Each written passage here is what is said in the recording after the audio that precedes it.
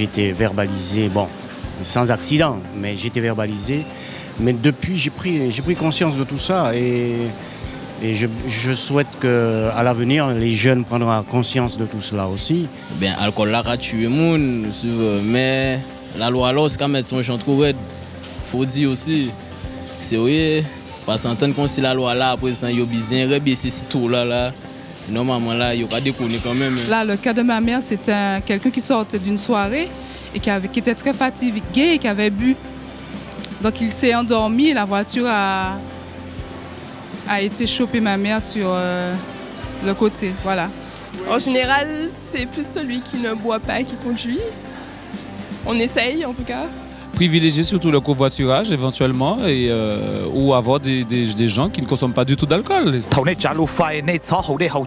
Qui veut dire, lorsque vous êtes au volant, ne buvez pas et ne fumez pas. Bonjour, les conducteurs novices sont titulaires d'un permis probatoire. Celui-ci est d'une durée de 3 ans après l'obtention du permis. Les conducteurs novices sont impliqués dans un quart des accidents mortels sur la route. Dans 28% des accidents de la circulation, il y a une alcoolémie excessive. L'alcool a des effets physiologiques importants. Il rétrécit le champ visuel, diminue les réflexes et altère l'appréciation des distances et des largeurs. L'alcoolisation entraîne des risques d'accidents graves avec des conséquences matérielles et corporelles importantes et des décès.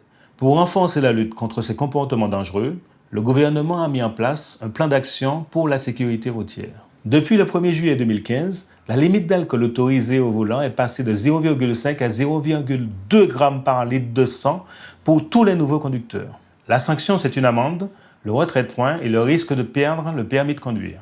L'alcoolisation des jeunes conducteurs peut avoir de lourdes conséquences, tant physiques qu'économiques, avec poursuite pénale, condamnation, perte de son emploi suite au retrait de son permis de conduire et difficulté à se réassurer, même après l'obtention de son permis de conduire. Donc, conducteurs novices, prenez de bonnes habitudes à l'égard de la consommation d'alcool avant de conduire, à savoir 0 verre d'alcool. À bientôt et n'oubliez pas, nous sommes des professionnels à votre service.